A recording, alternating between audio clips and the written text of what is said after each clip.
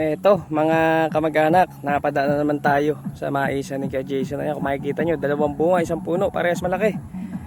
Grabe naman. Masyado atang ginawa ni Kuya Jason ang pag-aalaga. Ayan, makikita nyo mga kamag-anak, eto sureball to. Halos puro primera bunga nito. Yan, sa manika pa lang mga kamag-anak, makikita nyo na kung gaano magiging kaganda itong mais na to. So abangan natin kung ilan ang makukuha nito, no, pag hinarvest. Ayan, oh. Kita nyo kung gaano kahaba yung manika.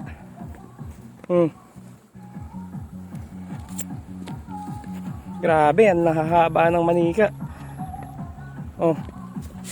Murang-mura pa yan, oh. Matindi. Yan, oh. Grabe, haba ng bunga.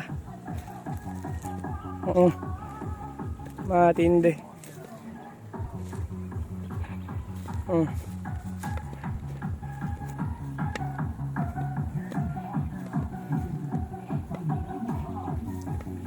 Haba ng bunga.